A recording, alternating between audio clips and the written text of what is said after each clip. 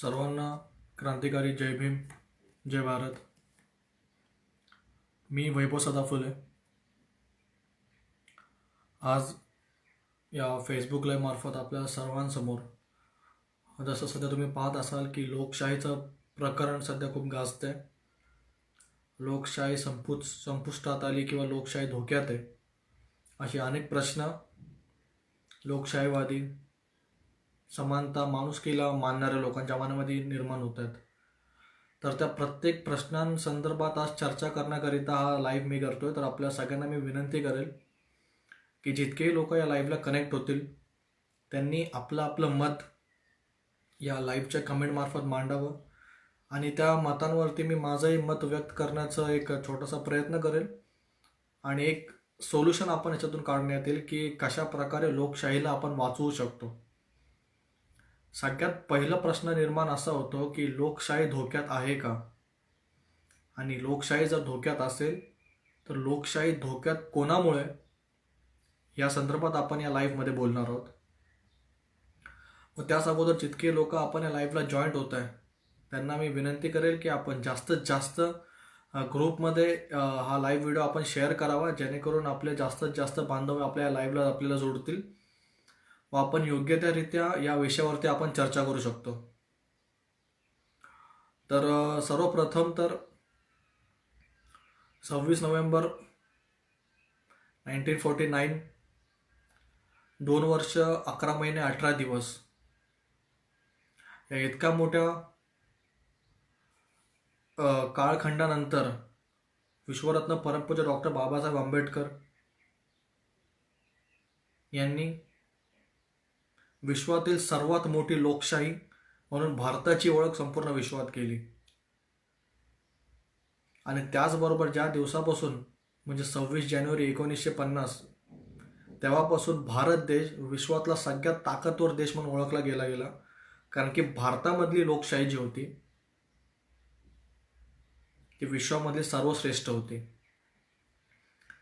आणि त्यानंतर कालांतराने टप्प्याटप्प्याने लोकशाहीला कशा प्रकारे संपवता येईल असे प्रयत्न काही हुकुमशाही विचारसरणीच्या लोकांच्या मनात नेहमीच होते आणि त्यांनी पूर्ण ताकदीचे तसे प्रयत्न केले की भारतातली लोकशाही आपण संपवून टाकावी. 1947 पासून ते आतापर्यंत जितके राजकीय पक्ष सत्तेवरती आले त्यांचं ध्येय आणि उद्दिष्ट त्यांचं तितकाच आहे की बाबासाहेबांमार्फत निर्माण झालेली लोकशाही त्यांना थोडं नेटवर्क प्रॉब्लेम असल्यामुळे मध्ये आपलं नेटवर्क कनेक्शन इथे गेलं होतं. तर तेच म्हणत होतो मी की 1947 पासून ते 2021 पर्यंत जितकेही राजकीय पक्ष केंद्रामध्ये सत्तेमध्ये आले, जितके राजकीय पक्ष राज्यामध्ये सत्तेमध्ये आले, त्यांचं उद्दिष्ट हाच आहे की बाबासाहेबांमार्फत निर्माण झालेली लोकशाही कशा प्रकारे आपल्याला संपवता येईल आणि कशा प्रकारे भारताचा जो प्राचीन इतिहास होता असमानतेचा तो पुन्हा कशा प्रकारे भारतीयांवरती लादता येईल आपल्याला, असा प्रयत्न पूर्ण ताकदीशीर 1947 पासून चालू आहे. परंतु बाबासाहेबांनी निर्माण केलेली ही लोकशाही, बाबासाहेबांनी घडवलेली ही लोकशाही ही इतक्या लवकर संपणारी नाही आहे. बाबासाहेबांनी त्यांच्या अनुयायांना काहीतरी कार्य सोपवलं होतं. ते कार्याची जाणीव टप्प्याटप्प्याने बाबासाहेबांच्या अनुयायांना झाली पाहिजे, करून दिली गेली पाहिजे. या कारणास्तव मी हा लाईव्ह करतोय. बाबासाहेब असे म्हटले होते की जेव्हापर्यंत संविधान असेल तेव्हापर्यंत तुमच्यात मी असेल. बाबासाहेबांनी पार्लमेंटमध्ये संविधान समर्पित करताना बाबासाहेब असं सुद्धा म्हटले होते की हा संविधान किती चांगलं आहे किती वाईट हे मी ठरवू शकत नाही. हा तेव्हाच चांगला म्हटला जाईल जर याला वापरणारे लोक चांगले असतील, आणि तितकाच वाईट ठरवला जाईल जर याला वापरणारे लोक वाईट असतील. बाबासाहेबांनी अजून एक स्टेटमेंट दिली होती. बाबासाहेबांनी आपल्या समस्त अनुयायांना की जा तुमच्या भिंतीवर जाऊन लिहा की तुम्हाला या देशाचे शासनकर्ते जमात व्हायचं आहे. बाबासाहेबांनी अजून सांगितलं होतं शिका, संघटित व्हा आणि संघर्ष करा. बाबासाहेबांनी आपल्या सगळ्यांसाठी सर्व काही करून ठेवले. आपल्याला फक्त त्या गोष्टी आता इम्प्लिमेंट करायच्या होत्या, परंतु ते इम्प्लिमेंट करण्यामध्ये सुद्धा आपण कुठे ना कुठेतरी फेल होताना दिसत आहोत. आज या देशामध्ये विद्यार्थ्यांना देशद्रोही ठरवलं जात आहे. आज या देशामध्ये मायनॉरिटींना आतमध्ये ठरवलं जात आहे. आज या देशामध्ये शेतकऱ्यांना म्हणजे अन्नदात्यांना, ज्यांचं अन्न खाऊन भारतामधला प्रत्येक व्यक्ती आज जगतोय, आज त्याच अन्नदात्याला खलिस्तानी म्हटलं जात आहे. बाबासाहेबांच्या विचारांनी शांतीपूर्ण आंदोलन करणाऱ्या लोकांना नक्षलवादी म्हटलं जात आहे. असे अनेक प्रश्न सध्या निर्माण होत आहेत. परंतु या सगळ्या प्रश्नांच्या प्रती आपलं एक म्हणतो ना आपण, आपली रिॲक्शन कशी असली पाहिजे ती थोडी आपल्याला बदलावी लागेल. सर्वप्रथम आत्ताच्या घडी, आत्ताचा जो मॉडर्न जमाना, हा जो मॉडर्न युग आहे, या मॉडर्न युगमध्ये सध्याच्या युवा पिढीने खूप मोठी लढाई त्यांना लढायची आहे. परंतु ज्या प्रकारे आपण आजची युवा पिढी पाहतोय, त्या युवा पिढीकडे पाहत असताना आपल्याला कोणालाच असं वाटणार नाही की ही पिढी क्रांती घडू शकते. कालांतराने आपल्या सगळ्यांकडे सुखसोयी आल्यात. आपण सगळेजण स्वतःच्या आपल्या आपल्या आयुष्यामध्ये आपण व्यस्त झालो आहोत, परंतु आपण हे विसरलो आहोत की आपल्या जन्मामागचा उद्देश ही क्रांतीची लढाई, बाबासाहेबांचा तो क्रांतीचा रथ, तो आपल्याला बाबासाहेबांच्या ध्येयापर्यंत घेऊन जायचा आहे. हे आपलं आयुष्याचं ध्येय समजून जर आपण प्रत्येकजण काम करायला लागलो तर नक्कीच निश्चितपणे आपला विजय होईल. लोकशाही धोक्यात काय? लोकशाही धोक्यात ह्या कारणासाठी आहे कारण की लोकशाहीला वाचवणारे लोक जे आहेत ते संघटित नाही आहेत. लोकशाहीला वाचवणारे लोक ज्या दिवशी संघटित होतील, त्या दिवशी लोकशाहीला संपवणाऱ्या, ज्यांच्या डोक्यामध्ये विचार येते लोकशाही संपवण्याचा, त्या दिवशी त्यांचे बोलतो ना पूर्ण हातपाय कापतील. परंतु असंघटित शक्ती, असंघटित विचारधारा कधीच संघटित लोकांना हरवू शकत नाही. आणि आज आपलं कारण हेच आहे. आज आपण आंदोलनं करतो, आज आपण मोर्चे करतो, आज आपण निषेध करतो. बाबासाहेबांनी सांगितलं होतं, लोकशाही वाचवायची असेल तर आपल्या सत्तेमध्ये जाणं खूप गरजेचं आहे. परंतु आपण आंदोलनामध्ये व्यस्त आहोत, आपण मोर्चे काढण्यामध्ये व्यस्त आहोत, आपण निषेध करण्यामध्ये व्यस्त आहोत. आणि जेव्हा जेव्हा आपल्या प्रत्येकाच्या पर्टिक्युलर एरियामधल्या निवडणुका येतात, त्यावेळी आपल्यापैकी कित्येक जण त्या निवडणुकीमध्ये स्वतःच्या हिमतीवरती उभं राहतं. आपल्यापैकी कित्येक जण, जर आपला कोणता बांधव बाबासाहेबांचं नाव घेणारा, बाबासाहेबांची खोटी जयघोष करणारा व्यक्ती जर कोणत्या जातीवादी पक्षामध्ये असेल तर आपल्यापैकी कित्येक जण त्याला जाब विचारतात. आपल्यापैकी कित्येक जण आपल्यामधल्या दलाल भाडव्यांना धोपटून काढतात. आपल्यामधल्या कित्येक जणांमध्ये ती हिंमत आहे की माझ्या बाबासाहेबांनी निर्माण केलेलं संविधान, माझ्या बाबासाहेबांनी घडवलेले लोकशाहीवादी हा भारत देश, याचं संरक्षण करण्यासाठी जे काही दलाल लोक इतरांच्या इशाऱ्यांवरती नाचत असतील त्यांना एक्सपोज करून समाजासमोर नागडं करण्याचं काम आपण केलं पाहिजे. आपल्यापैकी कित्येक लोक असं करतात? त्याचं उत्तर शून्य आहे. आज जेव्हा बदलापूरची नगरपालिकेची निवडणूक लढत असताना, तयारी करत असताना निवडणुकीची, त्यावेळी मला सगळ्या गोष्टी जाणवत आहेत. त्याच्यामुळे मी आपल्या समोर हा सगळा एक्सपिरियन्स शेअर करतोय. असंख्य ताकद आहे आपल्या समाजामध्ये, असंख्य. आपल्या समाजाची ताकद इतकी आहे की तेवढ्या संघटित ताकद इतर कोणत्याच समाजामध्ये नाही आहे. परंतु आपल्या समाजाच्या संघटित ताकदीचा वापर आपण योग्यरित्या करू शकत नाही आहे. याची अनेक कारणं असतील, प्रत्येकाची विभागामध्ये वेगवेगळी कारणं असतील. परंतु कित्येक दिवस आपण फक्त शोषणकर्तेच बनणार आहोत. फक्त शोषण करत राहायचं, आपलं फक्त शोषण होणार. आपण शासक कधी होणार? कधीच सत्तेमध्ये आपण बसणार. आज आपल्या समाजाच्या मोठ्या मोठ्या पक्षांमध्ये इतर समाजातील लोक आपल्या पक्षामध्ये येतात. त्यांना माहिती आहे आंबेडकरी पक्षामध्ये आलो का तर इतर समाजाचा असल्यामुळे आपल्याला मोठे मोठे पदं मिळतील. तर आपल्या पक्षामधून त्यांना मोठे मोठे पदं आपले नेते देतात.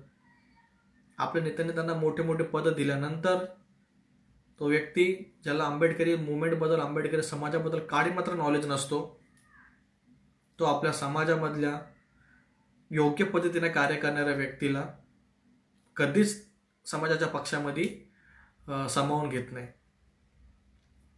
आणि ज्यावेळी समाजामधले वैचारिक लोक जर एका छत्रछायाखाली येणारच नसतील, तर ही लढाई जी आहे विचारांची लढाई आपण लढणार कशी? सध्या वेळ कोणती आली? आज देशामधला शेतकरी सुद्धा, आतंकवादी म्हटलं जातं त्याला, आज सगळं चित्र क्लिअर असताना, अर्णब गोस्वामीच्या देशाविरोधी चॅट लीक झाले असताना सुद्धा देशामधला मोठा वर्ग भाजपला सपोर्ट करतो. याचा अर्थ काय आहे मित्रांनो? आणि आपण जर सोशल मीडियावरती पोस्ट टाकत असतो की हे बघा, असं बघा, मोदी असे आहेत, किंवा अर्णब गोस्वामी असं आहे, किंवा अमित शहा असं आहे, किंवा असं आहे, तसं आहे, हे तसं आहे, यांनी काय निष्पन्न होत आहे? निष्पन्न शून्य होत आहे. प्रशासन त्यांच्या अंडरमध्ये आहे, सत्तेमध्ये ते लोक आहेत. आज मुख्यमंत्री, प्रधानमंत्री, गृहमंत्री सगळे त्यांचेच आहेत. भले दाखवूनचे दात वेगळे असतील, परंतु एका थालीत खाण्यात चट्टेबट्टे ते लोक.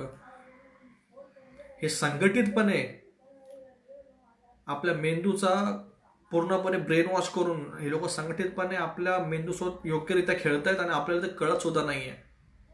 आपण याची कठपुतली बनतोय. देशाला प्रायव्हेटाईज केलं जातंय, परंतु आपल्याला कानोकान खबर नाही. आज शेतकऱ्यांचं आंदोलन चाललंय म्हणून आपण NRC CAA विसरलो. आज शेतकऱ्यांचं आंदोलन चाललंय म्हणून आपण भीमा कोरेगावचं आपलं न्याय प्रक्रिया विसरलो. कित्येक प्रकरण आपण फक्त काही कालावधीसाठी गरम ठेवणार आहोत, नंतर काही कालावधी निघून गेल्यानंतर आपण ते प्रकरण विसरून जाणार आहोत. आणि आपल्या पुढच्या पिढीचं भवितव्य आपण कोणत्या बेसवर ठरवतो ह्याचं उत्तर मला आपल्या प्रत्येकाकडून पाहिजे. काय करतो सध्या आपण?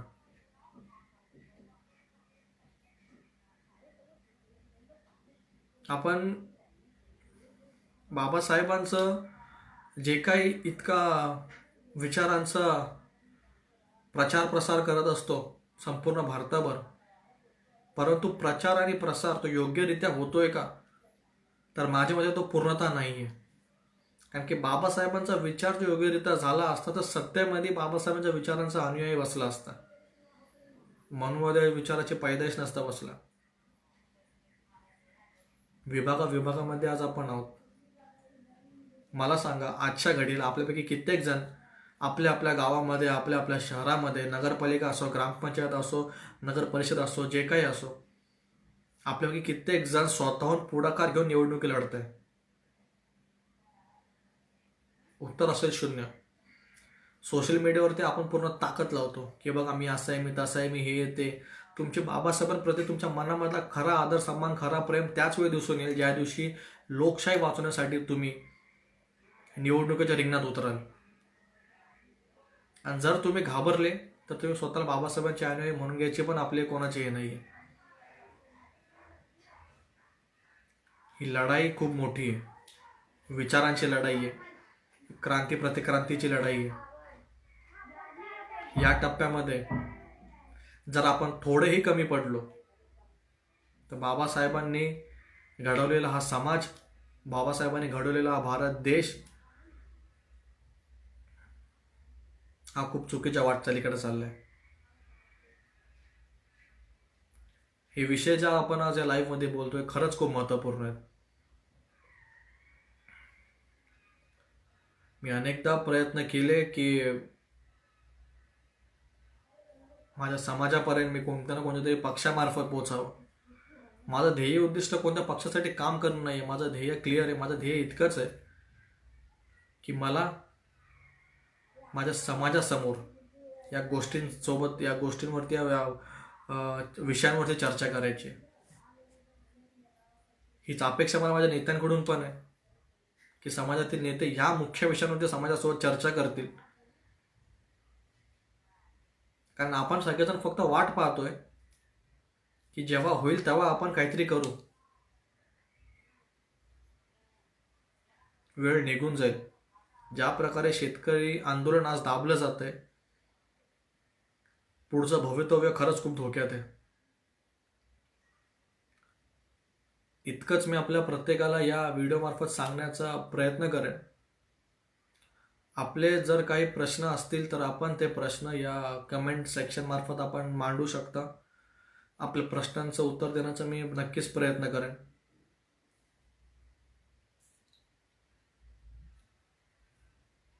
लोकशाही जर आपल्याला वाचवायची असेल तर लोकशाही वाचवणाऱ्या राजकीय पक्ष, राजकीय संघटना किंवा जितके मंडळ असतील, जितके ग्रुप्स वगैरे जे काही असतील, त्यांनी संघटित येऊन ॲटलिस्ट लोकशाही वाचवण्यासाठी तरी त्यांनी एकत्रितपणे काळाची गरज आहे.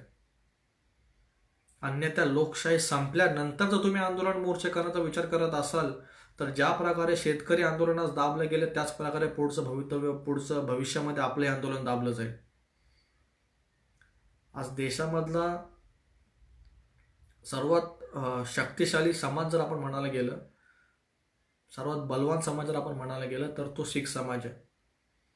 आणि आज त्या शीख समाजाला यांनी योग्य त्या रीत्या पूर्ण फिल्मी खेळ खेळून सर्व जगासमोर चित्र क्लिअर असताना सुद्धा त्यांना त्यांनी हा प्रोपोगंडा त्यांचा जो होता खलिस्तानी दाखवण्यात होतो त्यांनी प्रॉपर योग्यरित्या लोकांसमोर मांडलंय. असे दीप सिद्धूचे अमित शहा सोबत फोटो आहेत, दीप सिद्धूचे सनी देओल सोबत फोटो आहेत, सनी देओलच्या प्रचारामध्ये दीप सिद्धूचे फोटो आहेत. परंतु तरी सुद्धा जनता त्या शेतकऱ्यांनाच नक्षलवादी म्हणते, खलिस्तानी म्हणते. आपण समजून घेतलं पाहिजे. आपण झोपणाऱ्याला एकदा उठवू शकतो, परंतु झोपेचा सोंग करणारे हे जे भक्त आहेत, या भक्तांना आपण कितीही प्रयत्न केला तरी हे सुधारणारे नाही आहेत. त्याच्यामुळे आपल्या प्रत्येकाला मी विनंती करतोय, वेळ खूप जवळ आली आहे. विचारांची लढाई लढत असताना आपण प्रत्येकजण हे पाहत असतो की विचारांची लढाई लढत असताना जे लोक वैचारिकरित्या प्रबळ असतील त्यांनाच आपण आपला सेनापती म्हणून पुढे आपण ठेवलं पाहिजे आणि त्याच्या मागे आपण सैनिक म्हणून काम केलं पाहिजे. विभागामध्ये जे आपले कणखर नेतृत्व असतील त्यांना आपण पुढाकार देऊन त्यांना आपण पुढे ठेवलं पाहिजे. परंतु असं आपण करत नाहीये. समाजामधले असंख्य युवा आहेत ज्यांना समाजाप्रती खूप काय करायचं आहे, परंतु त्यांना संधी दिली जात नाहीये. आणि ती संधी कशा प्रकारे दिली जात नाही, का दिली जात नाही, हे पण मी आपल्या सगळ्यांसमोर लवकरच लाईव्ह मार्फत बोलणार आहे. कारण की माझी एक सवय अशी आहे की मी माझ्यावरती झालेला अन्याय किंवा माझ्यासारख्या असंख्य युवांवरती झालेला अन्याय, जे युवा काहीतरी करू शकतात परंतु त्यांना संधी दिली जात नाही, त्यांना संधी का दिली जात नाही याचं कारण आपल्या सगळ्यांसमोर लवकरच मी मांडणार आहे फेसबुक लाईव्ह मार्फत. त्याचबरोबर काही दिवसांनंतर किंवा काही महिन्यांनंतर बदलापूर नगर परिषदेची निवडणूक आहेत. त्या निवडणुकीमध्ये मी वैभव सदा फुले निवडणुकीत उभा राहतोय. निवडणुकीत उभा राहत असताना मी एक प्रतिज्ञा घेतली की बाबासाहेबांनी दिलेल्या मतांचा अधिकार ह्याला मी पैशांच्या बेसवर तोलणार नाहीये. माझे विचार मी सर्व जनसामान्यांपर्यंत पोहोचवेल. ते त्यांनी ठरवलं पाहिजे की वैभव सदा फुलेला आपण मतदान करायचं का नाही, वैभव सदा फुलेला आपण साथ द्यायची का नाही. परंतु वैभव सदा फुले एकही रुपया खर्च करणार नाहीये ना. तुम्हाला दारू बिर्याणी काही नाही, मला तुमची साथ तुमच्या मनापासून पाहिजे. तुम्ही जर मनापासून तयार असाल तरच तुमची साथ मला अपेक्षित आहे. अन्यथा मी बाबासाहेबांनी दिलेला मताचा अधिकार हा पैशांच्या जोरावरती तोलणार नाहीये. आणि हेच मी निश्चय केले निवडणुकीमध्ये. मी हीच संकल्पना मी राबवणार आहे. मी हारलो तरी मला चालेल, परंतु मी लोकांची ही जी सवय लागली लोकांना निवडणुकीमध्ये पैसा मिळेल, निवडणुकीमध्ये वडापाव भेटेल, निवडणुकीमध्ये हे भेटेल, निवडणुकीमध्ये ते भेटेल, ही अपेक्षा लोकांची संपली पाहिजे. लोकांनी निष्पक्ष राहून चांगल्याच उमेदवाराला लोकांनी निवडून दिलं पाहिजे. या अपेक्षापोटी मी ही निवडणूक लढतोय. कारण की माझ्याप्रती माझं म्हणणं इतकंच आहे, बाबासाहेबांचं खोटं जय जयकार करण्यापेक्षा खरंरित्या बाबासाहेबांनी जे सांगितलं की सत्तेमध्ये आपलं पदार्पण करा, त्याची सुरुवात मी माझ्याकडून करतोय. आणि मी विनंती करत माझ्या महाराष्ट्रामधल्या तमाम भीमसैनिकांना, बाबासाहेबांच्या अनुयायांना की आपण सर्वांनी पूर्ण ताकदीशीर मला साथ द्यावी, सहकार्य करावं. आता आपले जर काही प्रश्न असतील तर प्रश्न आपण विचारू शकता. जय भीम यशवंतजी.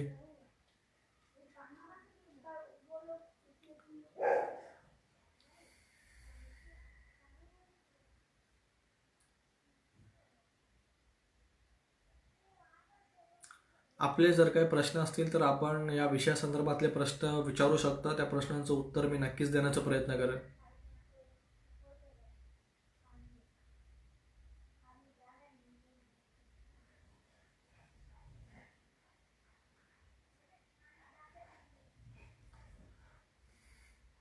या विषयाला अनुसरून मला आपल्या प्रत्येकाला हे सांगू इच्छितो मी की बाबासाहेबांचा विचारांचा जो अनुयायी घडलाय, बाबासाहेबांच्या विचारांचा प्रत्येक अनुयायी जेव्हापर्यंत त्याच्यामधील वैचारिक क्षमता जिवंत आहे तेव्हापर्यंत देशामध्ये असमानता विरुद्ध लढणारे लोक असतील.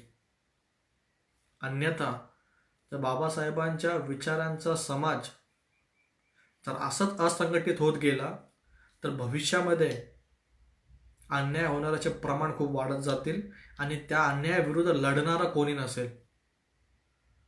त्याच्यामुळं जे पुढची माझी पिढी आहे, जी आता माझ्या वयातली पिढी आहे, जे माझ्या वयातले युवा असतील, युवती असतील, त्यांना प्रत्येकाला मी कळकळीची विनंती करेल, आपल्यामधले मतभेद आपण आपल्यापुरते ठेवावेत. आज तुम्ही समाजात, आज मी समाज आहे, परंतु जेव्हापर्यंत आपण संघटित कोणत्याही ठिकाणी कोणत्याही एका क्षेत्रामध्ये आपण योग्यरित्या आपण बळ आपली ताकद वापरत नाही तेव्हापर्यंत निष्पन्न काहीच होणार नाहीये. आपल्याला जर एकत्रित आपण जर लढलो, एकत्रित आपण आपल्या सगळ्याची ताकद जर आपण संघटित केली तरच आपण या असमानता विचारधारेची विरुद्ध लढाई लढू शकतो आणि ती लढाई आपण जिंकू सुद्धा शकतो. परंतु आपण जर आपला इगो मध्ये आणला, आपण जर आपला अहंकार मध्ये आणला की नाही मी याच्यासोबत कशाला काम करू, मी याच्यासोबत कशाला जाऊ, तर अहंकार त्या दिवशी आपल्यामध्ये येईल, त्या दिवशी नक्कीच आपला शेवट टप्पा तो असेल. आपल्यामध्ये आपण अहंकार येऊ देणार नाहीत. आपण सगळेजण संघटित होऊन कार्य कराल. आज बदलापूर, अंबरनाथ, नवी मुंबई, औरंगाबाद अशा असंख्य ठिकाणी येत्या काही कालावधीमध्ये मोठमोठ्या नगरपालिकांच्या निवडणूक आहेत. मला इतर राज्यात, इतर जिल्ह्यातल्या लोकांकडून एकच विनंती आहे, जर आपल्या जिल्ह्यामध्ये निवडणुका नसतील परंतु आपण समाज म्हणून एक काम करू शकता. आपल्या माहितीप्रमाणे किंवा आपल्या विचारांनी जो योग्य उमेदवार आपल्याला वाटत असेल की नाही समाजाप्रती हा उमेदवार एकदम योग्य आहे, तर त्या उमेदवाराला साथ देण्यासाठी आपण त्या उमेदवाराच्या विभागात गेलो पाहिजे, त्याच्या संपर्कात आपण राहिलो पाहिजे, त्याला विचारपूस आपण केली पाहिजे की बाबा काय मदत लागेल का माझी, मी काय मदत करू शकतो का शक्ती, हे प्रश्न आपण स्वतःहून केले पाहिजेत. कारण की जो उमेदवार असतो तर माझ्यावरूनच घ्या. मला माहिती आहे, मला माझे असंख्य बांधव आहेत मला सहकार्य करणारे, परंतु मला नाव लक्षात राहते कारण की ती यादी खूप मोठी आहे. परंतु मी माझ्या प्रत्येक त्या बांधवांना विनंती करेल, कोणीही मनात कसलाही गैर ठेवू नका किंवा वैभवसुद्धा फुलेंनी मला विचारलं नाही, वैभवसुद्धा फुलेंनी मला मेसेज का नाही केला, मी त्याला मदत केली असती. तर एवढंच आपल्या प्रत्येकाला हात जोडून विनंती करेल की लढाई जी मी लढतोय निवडणुकीची, ही सगळी आपल्या सगळ्यांच्या भविष्यासाठी लढतोय, लोकशाहीच्या भविष्यासाठी लढतो. लोकशाहीला म्हणतो ना आपण वर्षानुवर्ष या ताकदीशीर या हुकुमशाहीविरुद्ध लढण्याची ताकद मिळवून देण्याकरिता लढतोय. त्याकरिता मला आपल्या सगळ्यांच्या साथची गरज आहे.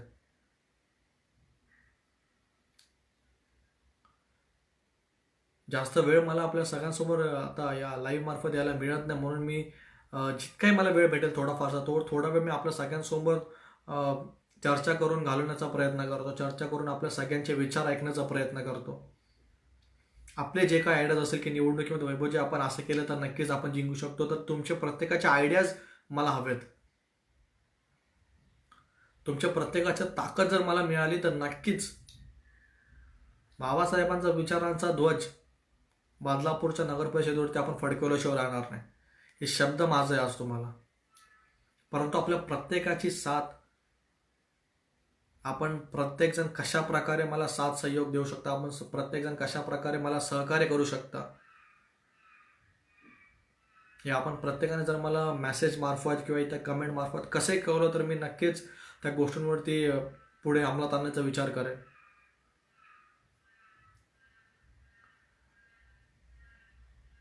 आपला इतिहास खूप सोपा आहे.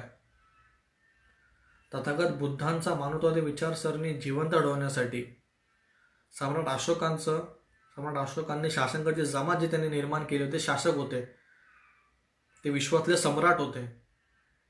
त्यामुळे त्यांनी बाबा बुद्धांचे विचार आपल्या सर्वांपर्यंत पोहोचवले. अन्यथा या मनुवादी विचारसरणीच्या लोकांनी बुद्धांचे विचार संपवण्यासाठी पुरेपूर प्रयत्न केला होता. त्या सम्राट अशोकांचा विचार मनी धरून सम्राट अशोकांनंतर विश्वरत्न परमपूज्य डॉक्टर बाबासाहेब आंबेडकर यांनी सुद्धा आपल्या प्रत्येकाला एक संदेश दिला होता की जा तुमच्या भिंतीवर जाऊन लिहा की तुम्हाला देशाचे शासनकर्ते जमात व्हायचं आहे. त्या विचारांना मनात अनुसरून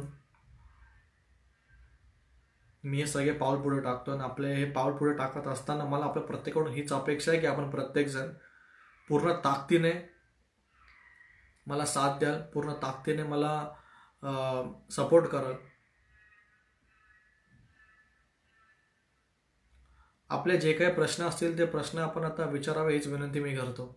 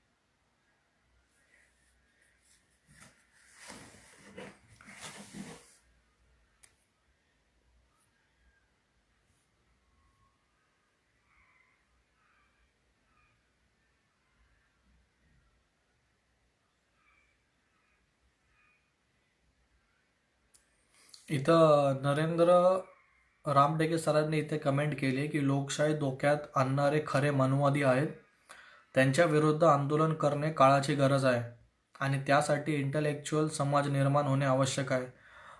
अगदी बरोबर नरेंद्रजी, परंतु माझ्या मते मला तरी आता असं वाटतं की लोकशाही धोक्यात आणणारे मनुवादी नाही आहेत, लोकशाही संपवणारे मनुवादी आहेत. परंतु लोकशाही धोक्यात आणणारा जर कोणता वर्ग असेल तर तो लोकशाही मानणारा वर्ग आहे.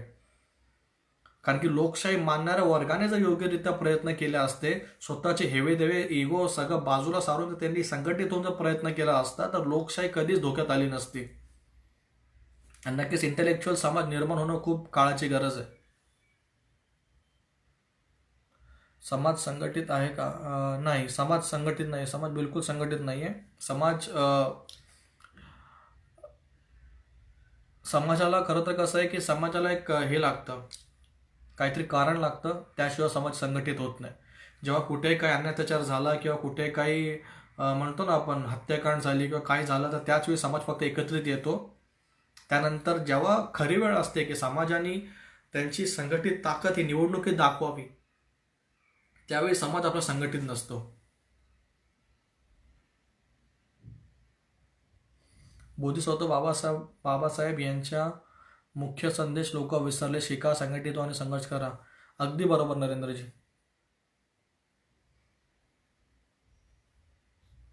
जय भीम.